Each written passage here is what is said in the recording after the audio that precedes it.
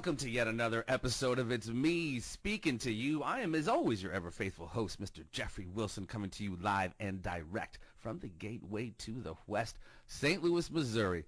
And we are going back old school, ladies and gentlemen. Today, we are going back to my hometown, but we're not staying there because this brother has gone on to do very big things. In fact, was one of the first cats that I personally knew to really leave the hometown. And at the time, the brother went on to become a dancer at Soul Train, but I knew him so well before that, man, went to high school and all this other jazz. This gentleman, man, is a very prolific lyricist, first and foremost. He is a hip-hop artist and loves it to the absolute core, and I give him so much love and respect for that. The dude is huge in the Long Beach area as well as the rest of the world because, you know, with the love of the internet, man, that stuff travels. And now, and not even say he's really flipped the script, but he's doing it all at once. Many stakes in the fire. He's also knocking out the fitness world. The dude is really on point, ladies and gentlemen. His name is Tony Lowery, a.k.a. Tony TigerStyle, joining me today. What's up, T? Wow, what a wonderful interview. I mean, it can't get much better than that. I'm done. Yeah, no, we ain't done yet, brother. We just getting started, I'm blown man. away. We are just getting started, and thank you again so very much for taking this time. I met this brother, and I asked him not too long ago on the Face Space. We've known each other, but we didn't hang out too incredibly much, but we know each other very well. Yeah. I mean, we know, have friends from high school. Family, absolutely. And the first time, and I asked him if he remembered this not too long ago, and I don't know if he was just saying it to humor me on the Facebook, but I met this brother. And the people of the Quad Cities will know this location at Kimberly Pines Skating Rink. The place was closing down, and you lost $5 or $2 or something, and I was trying to help you find it. That's the first time I laid eyes on you, brother, and the first time we met. What's up with you, man? Right. How'd you get yourself into? I mean, like a straight up, because like I said, you after high school, you went on out to LA, obviously, and you became a Soul Train dancer, and I was just like, whoa, this brother, in my mind at the time, I was like, this brother has made it, man. Talk to me if you don't mind. Take us back. Back in the day. How'd you get started into the hip-hop, brother? Into hip-hop, into dancing. You're an awesome dancer, awesome lyricist. Where were those seeds planted within you, brother? Where were those seeds planted in you? Well, first, I just want to give you props, man, Jeff, because I've been knowing this brother, y'all, since he had, like, the big school. Back in the day, we used to call them schoolboys. My man used to have the schoolboy glasses, the best sweaters, hand down. It's like Jeff was neat all the time, so this is my boy. Always a helpful brother, always there at the right time. So big ups to you for doing your thing, and it's me speaking to you. Dope podcast. Thank Crazy, you, bro. So thank you, man. I know there's big things for you in your future as always. And this brother, don't let him fool you, y'all. I'm gonna give him his flowers real quick. He's been doing a lot of stuff. You'll see his face pop up on TV. You'll see him being an extra, a cop here in an episode of this and that. Pay attention. Pay attention, St. Louis. Y'all got a superstar in your city. Trust me. I'm trying to tell you. You're too kind, sir. I'm trying to tell you. But briefly, my hip-hop thing started, we're from the Quad Cities. To me, it's the middle of nowhere. We're in the Midwest, and we're one region that, we're a region that never really has gotten its recognition, in the hip-hop world. Not established. Like, we have Kanye West, we have Common, we have, you want to count the North as Midwest, you got Eminem, you got Jay Dilla, there's a lot of different people. Right. But as a collective, we haven't really had that. So, and before all of that, you go back, when I first started dancing, when me and my family was in Chicago, the first thing I got turned on to as a little kid, as a baby, the first thing I can remember watching on television was Soul Train. Mm-hmm. I mean, I remember my parents used to sit us down like on Saturday mornings in front of the TV, and this was like when Soul Train used to run the little train going through the city as it came on, and I used to be so geeked just to see the little train moving through the city that I would love to watch that, Mm-hmm. But then I got so turned on by the dance and the music, the fashion, just the proudness of being black and being in the hood and being a part of our culture and showing that natural energy, us just being able to naturally express through music. Mm-hmm. And I got very, very attracted to that as a young kid, and I couldn't stay still. I couldn't keep my feet still. My mother was a dancer. She used to dance with Jesse Johnson, when he was in the Quad Jesse Cities, Johnson. I was going to bring him up a minute ago when you talk about Oh, yeah, that brother, yeah. But I didn't think folks might remember that. But, yeah, that's Jesse Johnson with the time, brother, with the Prince. Yeah, Jesse, actually before the time when he was in Rock Island, my mom was a dancer with him in the band that he had there in Rock Island with the Rankin sisters, Rankin brothers, so the Rankin family and all of that. Wow. So, exactly. So my mother used to actually take me to the shows with her when she would be performing with these guys. So I've been around music since I was a little kid. She used to sneak me in these places, and really, really older Quad Cityans are going to know these places: the Salt and Pepper, the Saratoga. These are places that used to be downtown Davenport, little nightclubs. And my mom used to like sneak me in there with her. We didn't, daycare wasn't big back then like that. You had to have a babysitter. So she would sneak me with her. I would be in there just sitting and watching the shows, and I got just something snapped in me. My mom brought me out on my first show. Me and Melissa Rankin, Willow Rankin's daughter. We were the dancers in a little feature on the show on stage, and I was hooked after that. Wow. I started dancing in school. Any chance I could get, that was my expression. That just became my expression. Because typically, I was a shy kid. Skinny little shy, quiet kid. I've always been into the arts and all of that. I've always walked my own little path. I get along with everybody. I do my best to get along with everybody and all of that. No, you always honestly were, man. You were honestly, downtown Davenport wasn't always the smoothest place, the easiest place to live in. And you honestly, man, you always did, man. You always had a very affable, disposition to you, man. You never really, you never not got down with any like super street bullshit or anything, but you were always just like an even keel, cool cat that always kept, I think, as you're talking about, your eye on the prize, man. You always kind of knew, it seemed like there was always something bigger for you. And obviously, after high school, you dipped out to L.A., and really seized your dream, bro. What was the impetus for all that, man? The move to L.A. And I forget what if you don't mind, what year was that? If I'm trying to get my mind right, 92, that was in 1990. I moved out. I moved out like a week after high school. I was gone. I'm done. Yeah, a week after high school, I was gone. Now, just giving a little props where that do, so I don't skip over an era. My crew, the Just Boys, was one of the first dance groups. I did not mean to do that. Yeah. Yeah. No, it's all good. One of my groups, the Just Boys, my brothers. We were the first dance group to kind of echo a New Edition kind of troupe, kind of boy dance group, singing group, rap, whatever you want to call it. And we just were trying to make a noise for the Quad Cities. We just really wanted to bring the industry's attention to us, all the talented people we knew like us that were there. And you did, did you not? Didn't you guys open for some cats? Yeah. And Yeah. We had some very good openings. We opened for Troop. We were a part of that famous 1989 NWA tour. We opened for them in Peoria when they debuted the DOC.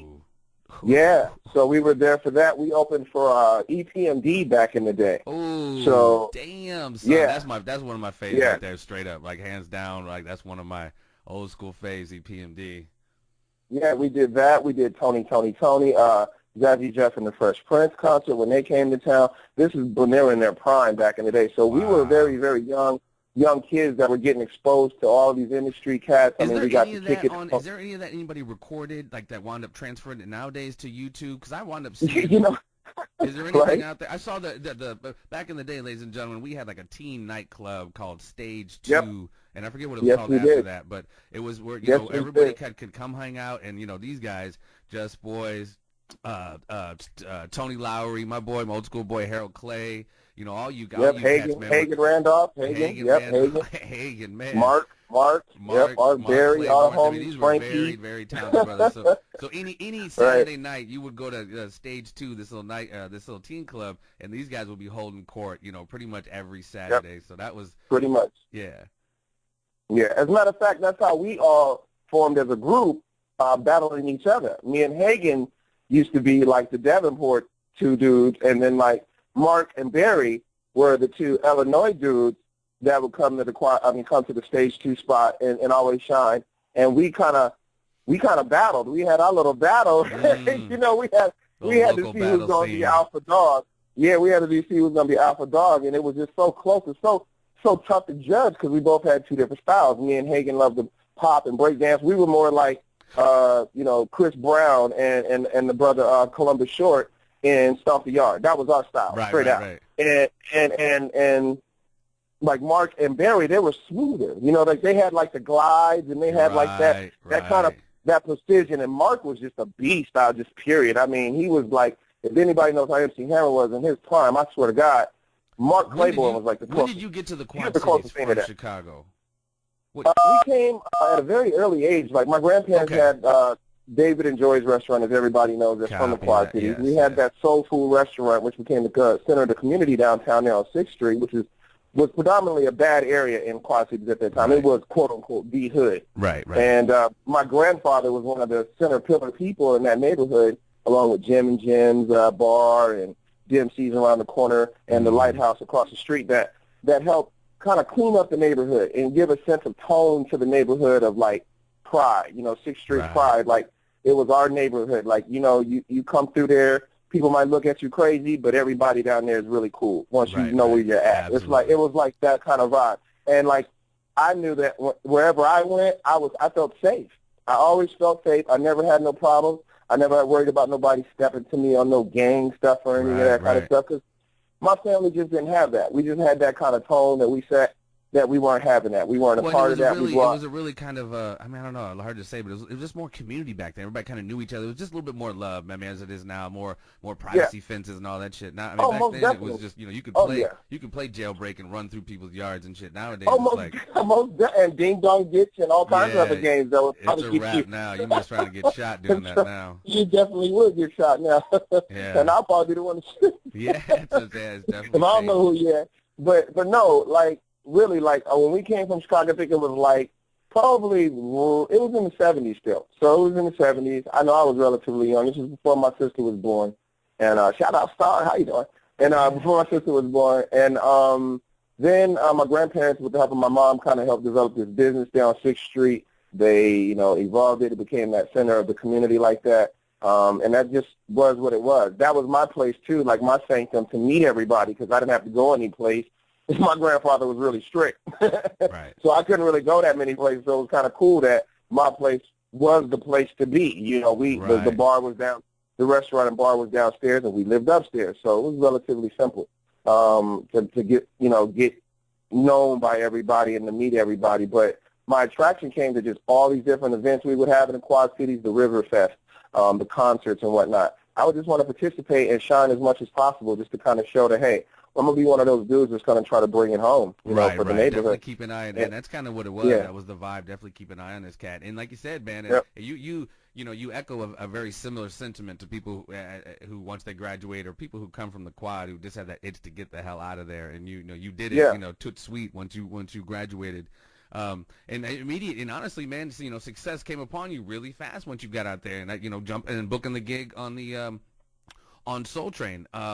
I mean, obviously, once, like I said, so once the Quad City thing kind of wrapped up, how did what was that process? Transitioning from. Well, did you have some family or friends out there already? Well, my mother was living here at the time, and she had told me, after high school I was welcome to come out, and I was choosing between going to Clark, Atlanta, and going to school down there. I wanted to go to a predominantly black college at first and try to maybe keep running track like I did when I was at North and Central. But then I had that attraction to see what was going on with the entertainment side of things. So my mother was in California. That was pretty much a no-brainer for me. And to be completely honest, I met a little bit of, rivalry from my, grandfather, on that decision. He was not really feeling that. But I was really headstrong. I knew me. I knew what I wanted to do. Right. And I knew that I was going to make the best decisions possible in all situations, not to get myself in trouble or in the wrong light or anything like that. So, yeah, I stepped out on faith and did what I wanted to do, and it's been a really great ride. The first 6 months here, I got a very good opportunity to go to Soul Train. Eric Kassim, who was the dance coordinator of the show, and a great good friend of mine, good mentor of mine out here, he just came up on us in this club called the Palace out here in Hollywood. Me and a friend of mine, we were out. He took me out for the first couple of times I had been out, and he just tapped me on the shoulder and gave me this ticket, and I was like, what the? Soul Train? I just saw the logo and went, oh, what? This is Soul Train? You kidding me? What? And coming from where we come from, and like I just told you, that was the first thing I saw on TV really coming up. Right. You talking about what? I saw like touchdown, like wanting to do a backflip or something.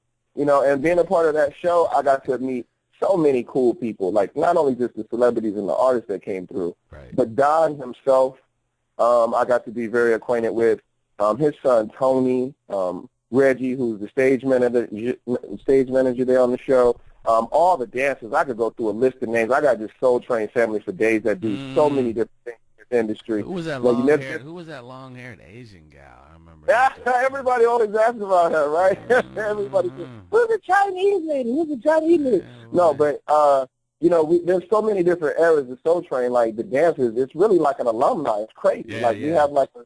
We have a Christmas party and a dancers ball we do every year, so we all get back together and kind of hang out That's what's up. That would be cool to record, to see that, like a almost like, I wouldn't say a documentary, but it was a YouTube video on a Soul Train Dancers reunion, because they were kind of iconic, man. It's certain, if you watch that consistently, there's a Facebook page and all of all of that. They still get down. There's a Facebook page and all of that, and a few of them actually do events and all of that stuff. But me being a part of that show and a part of that family was one of the best things that happened to me out here in California, because honestly, I met a lot of MCs that rap that were up there. I was one of the first dudes that started ciphering up there. So between takes, I used to be the one to get, shh, Tiger, be quiet, shh. Because I'd be freestyling and starting a little circle and stuff like that, just trying to make my little buzz and get my little face known, and so people know, how we do. Yeah, absolutely. That's that Midwest hustle. So we always going to make sure people know that we're in the room, and that was my thing. And so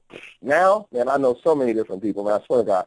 Mona Lisa, my friend of mine, is doing DJing. She's been in promotions game. She's been in the marketing game of the music business, worked for all kinds of labels and all that kind of stuff. She's a major club DJ out here now. She does her thing. Friends of mine like Alfie Lewis. Alfie is one of the dopest dancers, period. Have you ever seen Janet Jackson's video, The Way Love Goes? He's the brother that was sitting on the couch rocking, Okay. Yeah, that's my boy. I could just go on for days and days, and there's so many different people doing so many different things, so it's crazy. It led to me being able to appear in House Party 2, as an extra doing that, dancing. I forgot about that. Just crazy. Like I got to appear on the Fresh Prince of Bel-Air show, like when they did the Soul Train episode. And here's a crazy story that goes with that, just real briefly. You could have done some Will Smith stand-in and shit, bro.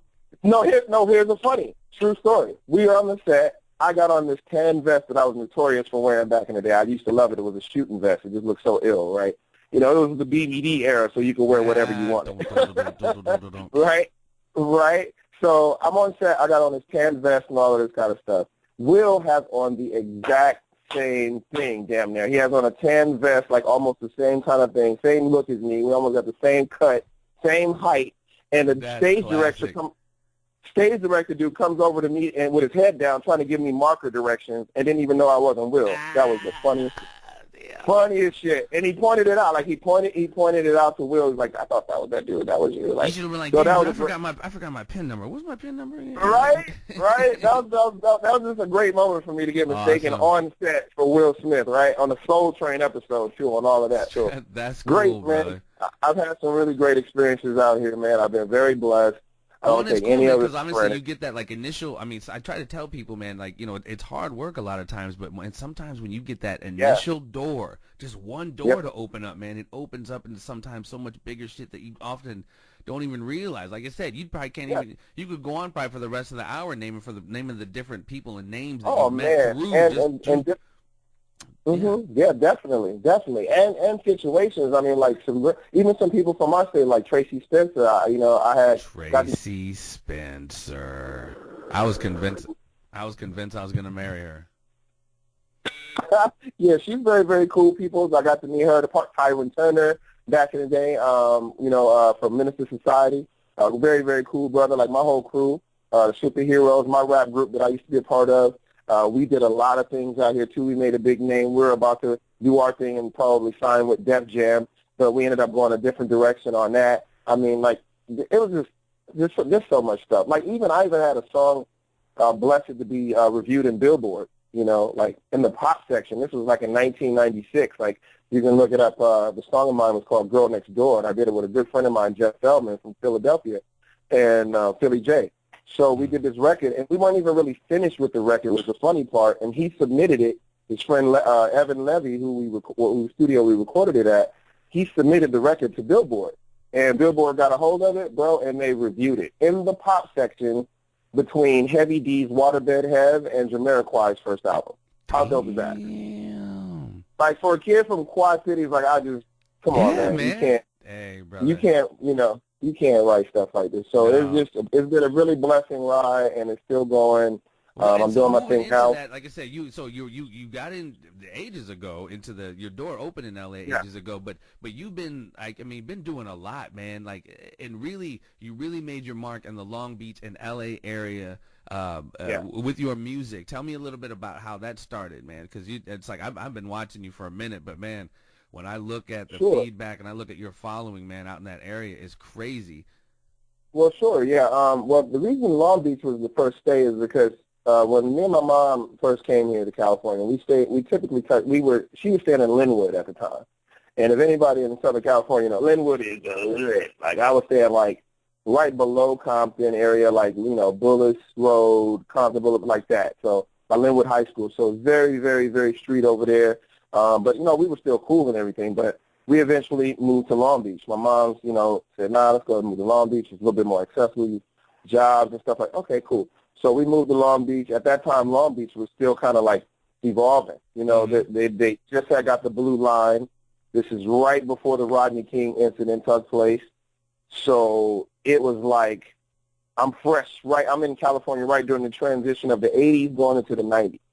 It was really crazy. So I never had no problems with no gang bang and nobody approaching me and nothing like that. I stayed.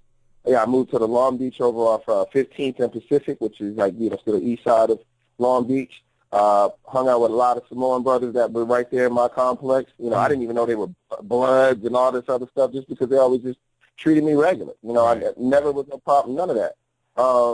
And then I know people from all other places. I go to Inglewood. I know people off the Eucalyptus. My brother's up there. I know brothers on the far side of Long Beach, that are in the hip-hop game. And it's crazy because we all came together through hip-hop. I met a lot of these cats just like, oh, let's start a cipher up real quick. Let's rap. Oh, you got some beats? Throw some beats on. And then we all started rapping, and we flowing and having fun. And where you from? I'm from here. Oh, okay, you cool. Oh, yeah.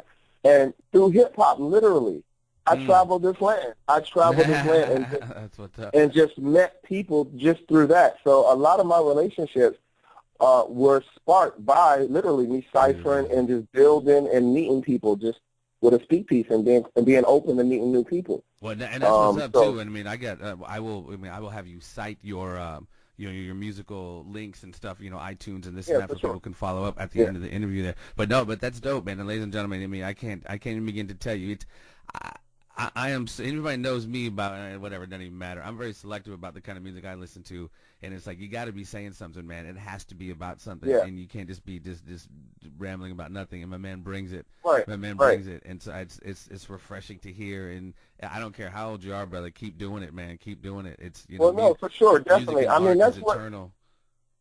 Yeah, man. That's it's really about where we're from, bro. Like that's where we're from. We're Midwest, so.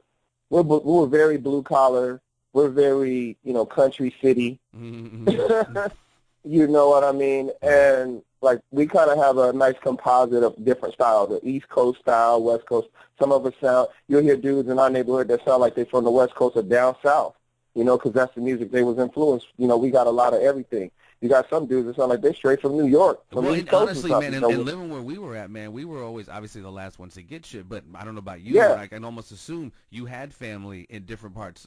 So when I would travel to Kentucky or California, that's where I would kind of pick up my stuff because we were always the last ones to get stuff. So we would get the flavor maybe at the later than everyone else. Obviously, cable kind of changed that, but yeah, no, that's dope, man. That's dope. And so I'm not. I'm sorry. Go ahead.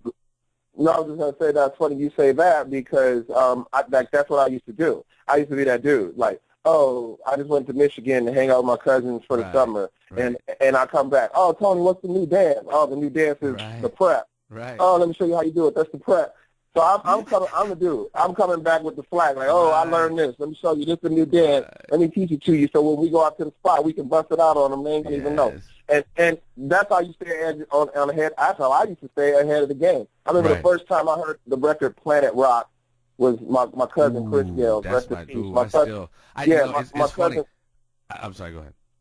No, I was just going to say my cousin Chris Gales, rest in peace, he's the one that turned me on to that record. I'd never heard that record before. I was going to make a post on Facebook the other day, just randomly, because I love that song, and I was going to be like, dude, I defy anybody from our era to throw that on and not at least your hand pop a little bit, like, you know what I mean, something. You know, I defy anybody, you know what I mean, to sit still while that one goes, dude. Because I swear to God, when I heard it the other day on the radio, I'm sitting at the light just like killing it, dude, like, bro, like I'm at the ballroom going for a trophy or something, you know. That part, exactly. Like I remember when he played that for me, I was like, yo, there'll never be another record better than this. No.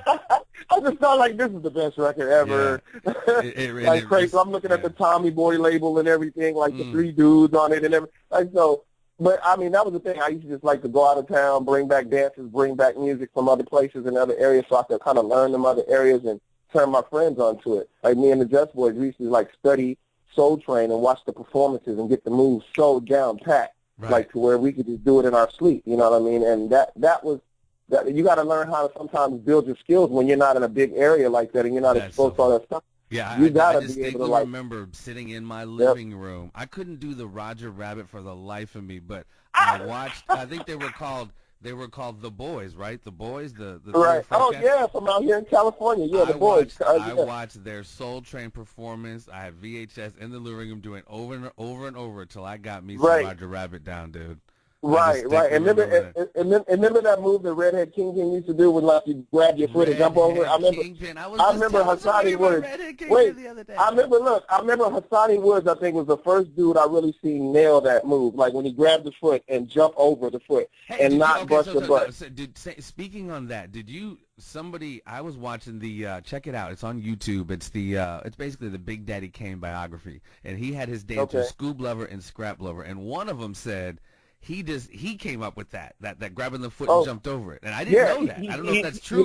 He did. He actually did because they did that move a long time ago. You can go back and check some of the videos they had. He did that a long time ago. Wow. But Redhead Kingpin, when he did the Do the Right Thing video, the song and the record was so hot. And of course, you know he's more of a flashier artist. When he did it, it was kind of like, you dare question the power of the Kingpin?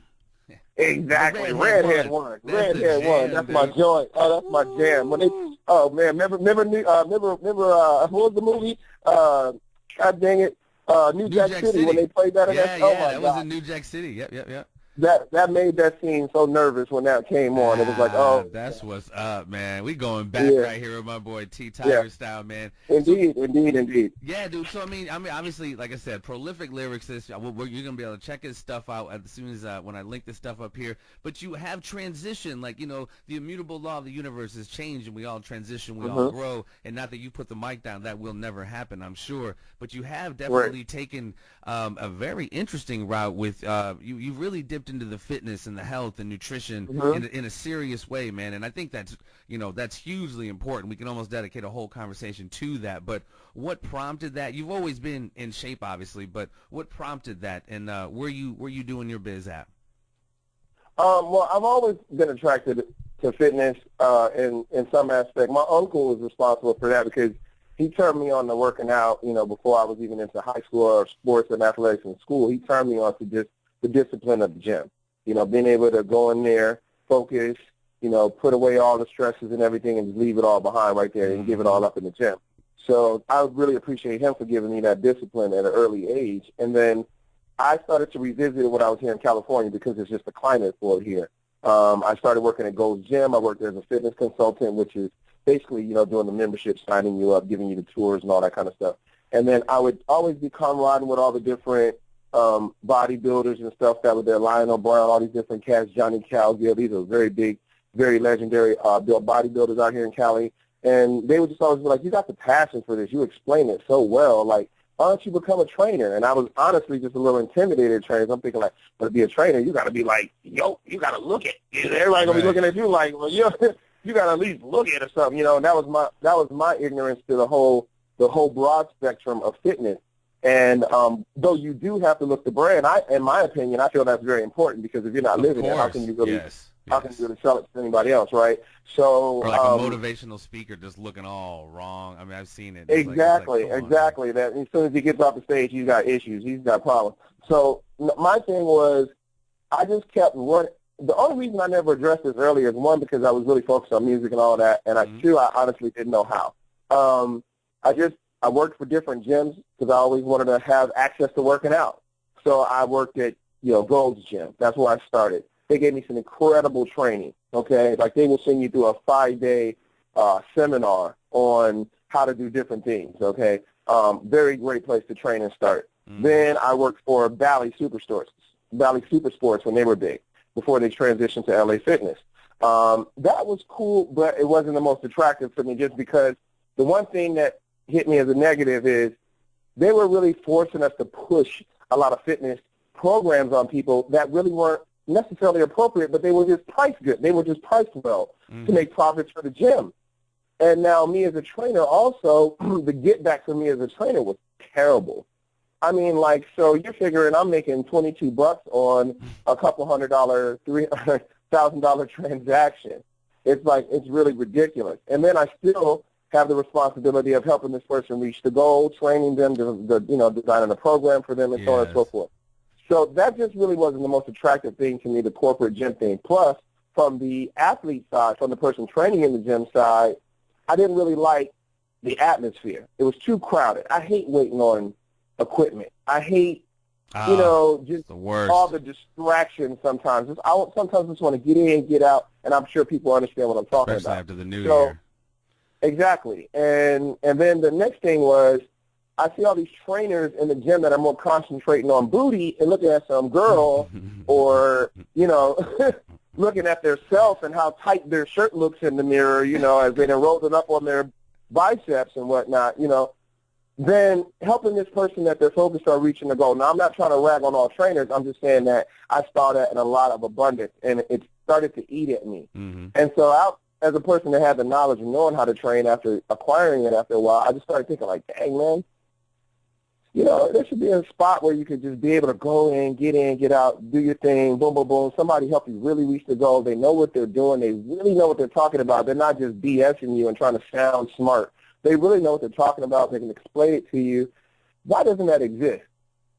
And then, I thought, well, if it doesn't exist, why not create it? So that's why I've kind of evolved into that game now. The company I've developed is called Live at 1,000 Fitness, established here in Los Angeles here as of 2015 last year, and slowly evolving it into something that I have a really big plan for. But right now, the main thing I'm doing is what a few people are helping me out with is we're just marketing, building the brand, building me as a brand as far as, what I'm trying to do as my mission, and teaching people the proper ways to adapt it into your lifestyle. Not think of it as extra, like, oh, workout is extra. I don't have time for that. Diet. I don't have, it's just all of that. I don't have time for that. Look, as soon as you sit down to eat, you are training right there. You have a choice of what you put in your mouth or not. So it depends on how you look at it, okay? How long does it take for you to wash your butt in the morning? Okay. So the same time it takes for you to wash your butt, get dressed, that's how long it takes for you to really get a good workout. And really, if you're not sitting there doing selfies and you're not on Facebook and you're not yeah, I mean, it's a choice. It absolutely is a choice. You're trying to build your playlist and all of that. Have all that together before you come into the sanctuary. So that way when you come in, you can just focus on what you want to do. You're doing a program that's designed to hit the target areas that you need to hit, and you can get on with life. Boom. So that's where I'm at. I've just been really slowly developing this company and trying to get that brand out there, and that's what's up. It's been kind of a... Man. Good for you, it's been man. kind of a passion. Yeah, I mean, you're absolutely right with a lot of these kind of corporate gyms, man. You get it's this weird, like you said, almost like they just go through the motions, almost sound smart, and everything is so different. Everybody's bodies are so different. It's like half the time they don't really want to take that time to really customize the thing for the individual. I mean, of course, the individual has to do the work, but I totally feel you on that, and I think there is a huge market for what you're talking about, not just corporate personal trainers, but individuals like yourself who really have time to, who can really customize a good workout and understand it. Not even just the anatomy of it and the physiology of it, but the nutrition, man. The nutrition. People think it's just working out is the hugest part of it. No, man, you gotta be eat. I mean, it's not a diet like us. You gotta eat right, man. You gotta put the right fuel in the machine. It's like a complete synthesis. Yeah, exactly. There's a chain reaction of synthesis of rest, training, proper diet, all of that stuff going together is what actually evokes the change. And somebody showing you that properly is really what I'm all about. I'm just trying to develop a squad of people that have this like mindset, and we're on that mission to do that. So that's what my company will try to do, is try to give you more of a better and clearer impression of what fitness is and how important it is. And my whole thing is, see, what bothers me is that what I hear the most, because I do ask people a lot, what I hear the most is that people translate fitness to expensive. Like, oh, shoot, for me to train with somebody or me to work out, that's expensive. So, therefore, that translates to I can't do that or not right now. They've already created a mental block. You've already created a mental block. No, you can start, I'm not just saying this just for my own benefit. I'm saying this just for you, the person listening. You can do whatever you want to do. You can walk. You can sit there on your butt. You can do all, but you want to be the best you possible. That's what I would think. You want to be the healthiest you, the best you possible, and stay as far and as in balance as possible as you can. I mean, that's what makes it. Ideally, but you got choices out there. For those choices, there are consequences. You sit on your butt, you turn the flub. Yeah. You get a little active, you have less flub because you're burning it. I mean, and it's less. You don't really have to, and you don't have to go in and like train for freaking Miss or Mr. Olympia to really. I mean, you just the older you get, just a little movement, man, moving around, a little bit of cardiovascular workout, a walk. Exactly. Yeah, my athletes, and I call my quote unquote clients athletes because they're doing athletics. They're athletes. Absolutely. So I tell my athletes this all the time. I always make metaphors with cars. It's like taking your car to the body shop. So if your car is your body, you're taking your car to the body shop. The cool part is you're the mechanic. You get to sit there with somebody who's a technician who can help you pull off all the different tricks that you want to put and modifications that you want to put onto your car.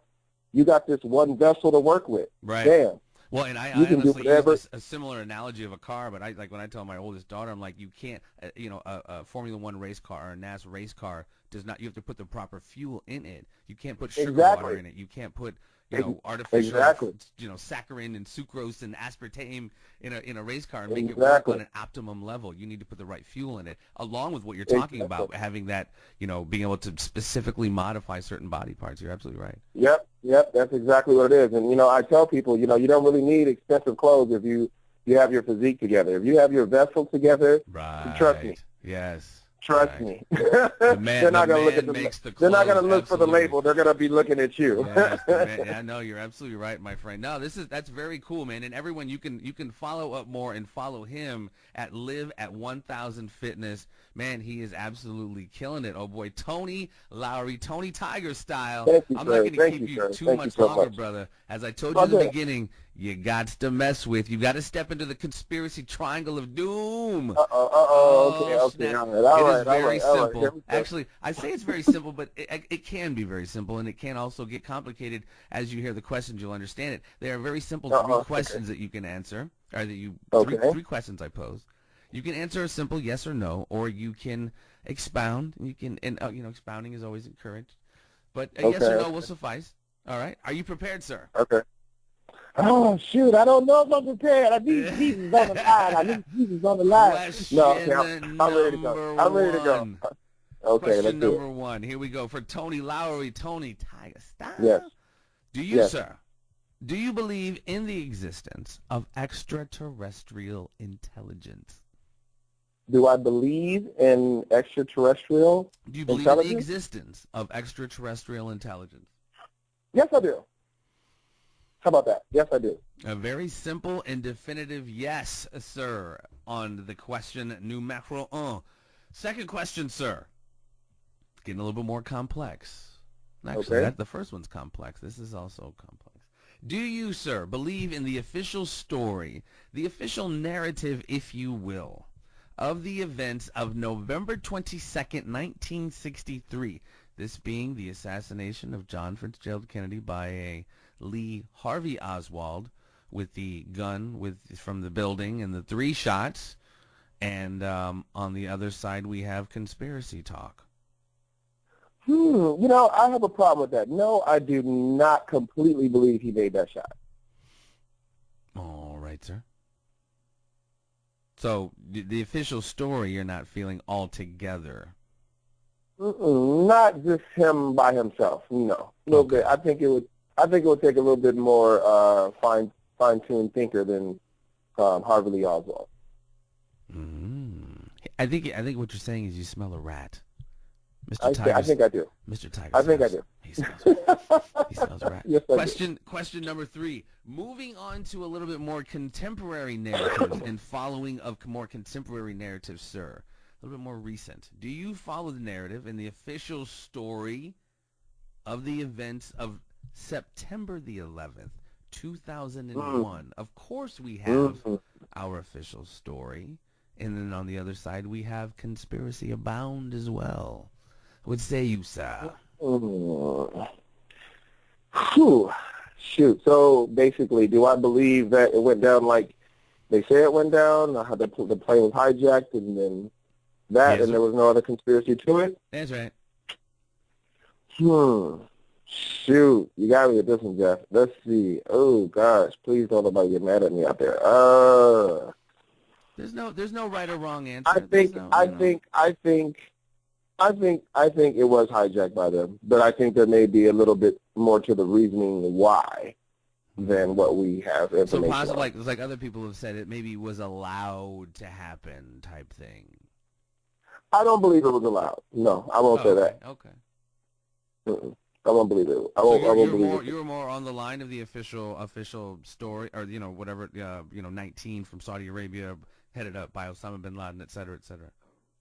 I believe so, but I believe it, and I believe that was like, well, I mean, I'm from the street, so I think that had something to do with something else that went wrong, and so that was more of a, okay, I'm going to show you kind of thing. I'm from the street, stupid. What kind of facts are those? So yeah, exactly. Like, for example, like if I do you a favor and then you do me a dirty one back, then it's like, oh, okay. So it's like that. Oh, all right. Right there, like, so it's like that, huh? So you think that only our country can take the hit, huh? Okay, so let's kill a few of your people for a change. I got you. Okay. So it was like a retaliatory blowback type. I would lean closer to that. Yeah, I would lean closer to that. I'm with that. All right. I'm feeling you. Like I said, there is no right or wrong answers. It's just a bit of a free thinking exercise to pick people's brains, essentially, because those are. Can I add a little piece to that answer? The reason why. Okay, the reason why. Okay, you're so crazy. The reason why I would say that it's a retaliation is because of the type of victims involved. Essentially the Middle East foreign policy via the United States. No, I mean the people that actually were on the plane. The people that actually on the plane were not military personnel. They weren't necessarily. I thought you meant the hijackers. Okay, yeah. No, yeah. So they weren't. They were really common folk. So to kill common folk hurts more than to kill people of higher state. Yeah, well, I mean, and the targets definitely were pretty strategic targets, I would say. Yeah, exactly. So that part was the is the hit them high, but the hit them low was the killing of the common folk, which lets you know it seemed like a retaliatory kind of thing. Payback. Yeah. Interesting perspective. Yeah, because other than that, it seemed like it would be a military strike, like a military base would get blown up. Boom, and it would kill a whole bunch of soldiers. No, they went after common folk. Well, I mean, not only did they go after common folk, they went after, the World Trade Center wasn't just called that. I mean, that thing housed, that was the economic hub of not just the United States, but, foreign economic trading throughout the world. I mean, that was a pretty strategic. Right, that part. Exactly, that part is what I'm talking about. I think it still was a military target, not like a base per se, but I think strategically, militarily, it was. Yeah, strategically, military, yeah. But I mean, like, they wrapped it in roses like the people. Like, those innocent souls were like the roses. Yes. That was the rose bouquet, like, boom, we're going to just. Absolutely. That was that. Huh. So interesting. Very interesting. That's what gave it, that's what gives it that tone for me. Yeah. Interesting, Mr. Tony. Mr. Tony. All right, sir. See, you have emerged from the conspiracy triangle. I survived. Unscathed. Okay. You can rest easy tonight knowing that you have done a very fantastic job. Very cool, man. Very cool, man. Again, brother, I cannot begin to thank you enough for your time. Oh, It's no, man. been Thank as you, I watched from bro. afar, it's been cool to see, your success and continued success. I always think it's an awesome thing for people. I think it's incumbent on all of us to help other people, and I think there's nothing better in a way you could do that other than health and nutrition and getting people's temples together, and that's what you're doing, man. So hat is off to you. Live at 1,000 Fitness, ladies and gentlemen. Tony's Thank Tiger you. Style. All of his stuff will be linked to this interview. Any final words, my friend? No, just thank you so much. You guys, please continue to support my man, Mr. Wilson here. Jeff is the truth. Definitely the truth, man. He's a very good guy, good spirit, good guy. Trust me, good people. Thank you, No, sir. no cliche, no cliche.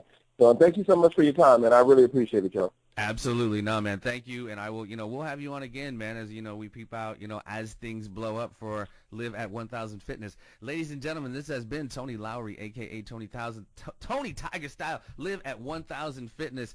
It's me speaking to you, ladies and gentlemen. Stay tuned. Peace, T. Peace.